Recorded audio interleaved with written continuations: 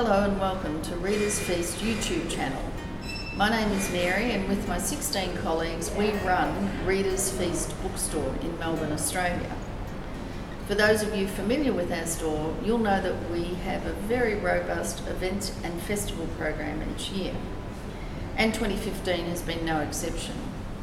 We hosted our first History Writers Festival, which is a companion to our Crime and Justice Festival, and that will turn 10 in 2016. We also launched our Hands in Print initiative, which is adding to the cultural life of our city. That was a collaboration between ourselves, Kay Craddock, and the Melbourne Athenaeum Library under the banner of the Readers' Walk. But probably the single most important and enjoyable book for us this year was something called Angus O'Callaghan Melbourne. You'll see plenty of copies behind me. This was one of many self-published books that we launched this year with Michael Ledden and Paul Villab, and they were notable because of the subject matter and the pleasantness of the people involved. Paul has been a customer of ours for over 20 years, so it was delightful to host a launch for his first book. But back to Ben and Angus O'Callaghan. The Ben I'm speaking of is Ben Albrecht, who came to see us many, many months ago to ask our view of how you get a book published. I have a photo here of Ben and Angus. Angus is a gentleman in his 90s who took photographs of Melbourne between 1968 and 1971. He tried to get a book published at the time, but no one was interested. And so here we are some 45 years later, and Ben Albrecht came into the picture, if you'll pardon the pun.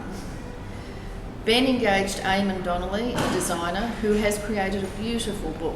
As you can see, it comes in its own slipcase, and it's a delightful and beautiful homage to both book publishing and to Angus and his body of work. The photos are indicative of Melbourne, but they're also indicative of the time in our lives, whether you live in Melbourne, in Australia or around the world. It was the late 60s, early 70s. So you see photos of people in the hippie era, you see the cars of the time, and you see the things that interested us, pretty much the same as they are today. Cultural activities, sporting events, and for Australians, life at the beach. There's also the ubiquitous milk bar featured. That was a staple of Australian suburbs. A little bit hard to find now, but still one of the iconic images of that earlier period. The book has been an enormous success. We launched it with Angus and his wife Lynn in early December, and that was a fantastic night. Just picture this, we had Angus with his camera around his neck taking a photo of all of us and us taking a photo of him. Hopefully that'll appear in the second edition, which we hope will come next Christmas. We're really fortunate to have forged a lovely relationship with Ben, Eamon and Angus, and on the back of that we're the exclusive stockists of signed copies of this book. So Angus came in the other day and signed a limited number of copies for us, and they are available in our store now, and you can also buy them online at shop.readersfeast.com.au. It's really wonderful to have a book of this calibre published in this city. We are, after all, a UNESCO City of Literature, and that's something we're all passionate about at Readers Feast. We're career and vocational booksellers, and to have this connection with books, with authors and with readers is what we live for.